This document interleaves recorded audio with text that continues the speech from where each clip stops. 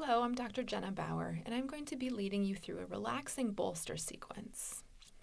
This is a very restorative sequence of poses that can help to relieve stress and anxiety, that can help to calm your mind and your body.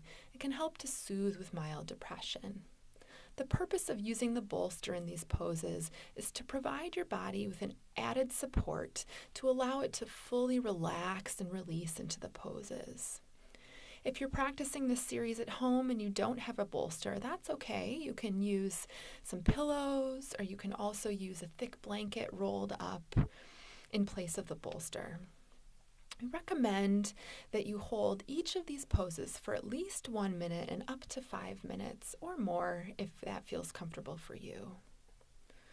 You can practice all the poses in a longer sequence, or you can also just pick a few of the poses to do and maybe hold them for a longer amount of time to allow yourself to get the full benefits of the poses. To begin, we're going to start with supported child's pose.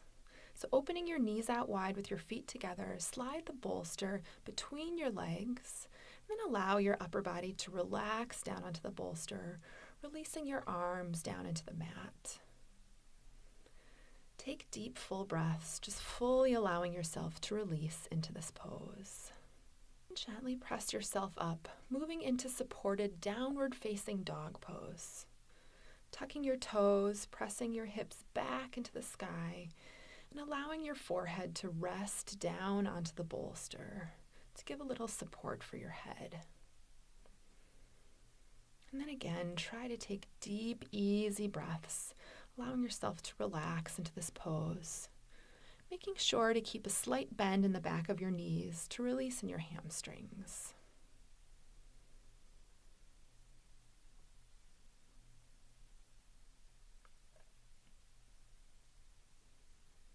And gently coming down onto all fours, moving into supported reclining twist pose. So sitting your knees facing perpendicular to the bolster, bringing the bolster into your hip, and then gently relaxing down over the bolster, twisting in one direction. Your head can look away from your knees, or if that strains your neck, it can also look towards your knees, whatever feels most comfortable for you. And then again, allow yourself to relax into this pose, releasing your shoulders and your arms down into the mat. Taking deep, easy breaths.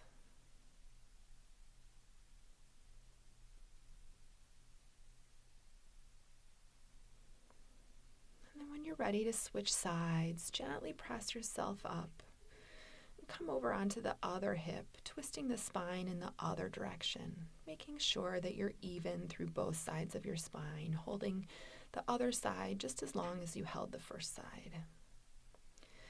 And again, taking either neck position that's comfortable for you.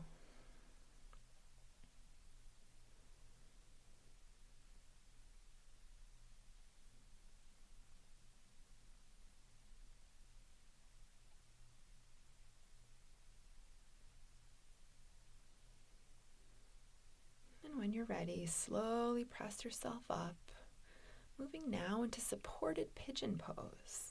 There's a few options for the bolster support. The first is to put the bolster underneath your hip. So you're going to slide your front leg in front of the bolster, sitting your hip and bottom on the edge of the bolster, and then extend your other leg out long. You can relax your upper body down, resting your head on your arms, allowing yourself to release forward in this pose. Just relax down into the bolster. Even though the stretch can be more intense in the hip, allowing the rest of your body to release. And once again, making sure that you do both sides, holding each side for the same amount of time.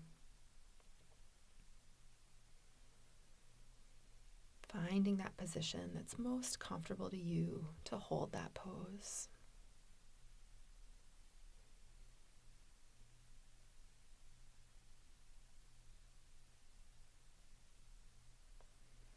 Another option for supported pigeon is to use the bolster under your torso to support your upper body.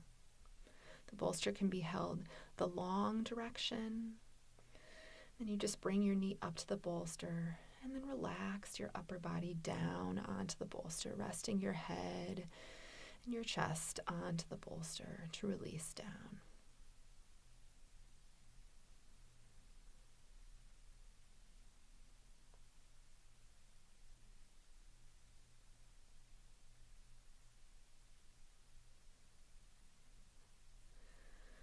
And then switching to the other side so that your legs are even. You get a nice stretch in both hips. Continuing to hold the pose on the other side. Allowing yourself to breathe deeply into your belly and fully relax down into the bolster.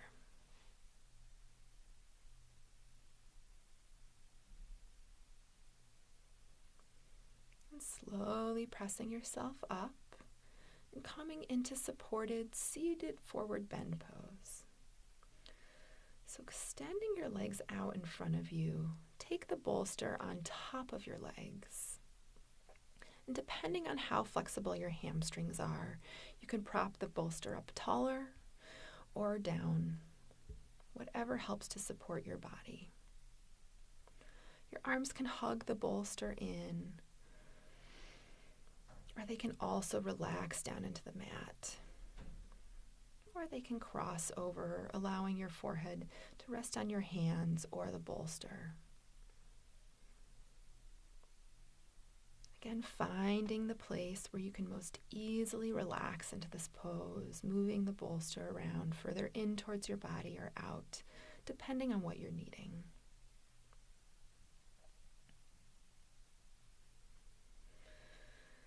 Next, coming into supported head to knee forward bend pose. So bending one leg in, keeping the other extended out. And again, you're just going to relax forward over the bolster. You can keep the bolster the long way over your leg, relaxing yourself down, resting down into the mat, keeping your arms rested on the bolster. Or you can also relax your arms down into the mat, letting them hang down at your sides.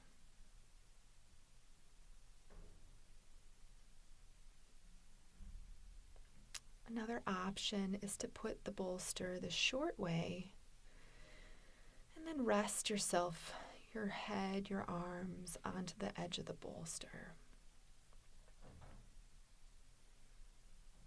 Again, whatever pose you take, make sure it feels easy and relaxing to hold. And making sure you switch to the other leg as well. Again, picking your position for the billow, extending it out long over the length of your leg, relaxing over the bolster. Releasing your head and your torso down towards the ground.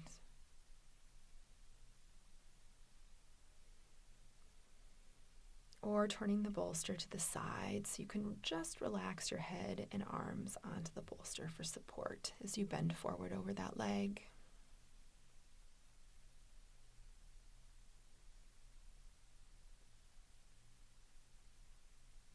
Moving into our next pose, supported reclining bound angle. So slide the bolster the long way directly behind you as you're sitting up. Then gently relax down onto the bolster so your head and your upper back are supported against the bolster. Have the soles of your feet together and your knees out wide, allowing your legs to form a diamond. Opening up through the hips, and then releasing your arms out wide to the side, giving a nice opening through the chest. And as you're relaxing in this pose, breathing deep into your belly, just feeling the gentle rise and fall. Gently pressing yourself up when you're ready to transition. Next, we'll move into supported legs up the wall pose. So for this pose, push your bolster close to the wall. Then lay on your side, gently rolling over, placing your hips on top of the bolster, extending your legs out up the wall. You may need to scoot your hips out a little bit from the wall depending on how tight your hamstrings are. If this feels too intense of a stretch in the back of your legs, scoot your hips, the bolster, further away from the wall. The goal is to find a position that you can let your legs completely relax. This pose is very restorative when we spend the whole day standing on our legs. This helps to recirculate the blood and restore the legs. When you're ready to come out, gently bend the knees into your chest, and then easily roll over onto your side, pressing yourself up to a seated position. Our final pose is supported corpse pose, also known as Shavasana. Placing the bolster under knees can be very helpful to release any tension that you may feel in your lower back, just helping you to relax down into the mat. This is the ultimate restorative pose to help you release down and relax. When you're ready to come out, gently roll over onto your right side. Rest there for a moment in fetal pose. And then when you feel ready, slowly press yourself up to seated. Again, we move through these poses fairly quickly, but when you're practicing on your own, I encourage you to hold each pose for 1 to 5 minutes to fully get the full benefits of the pose. Enjoy.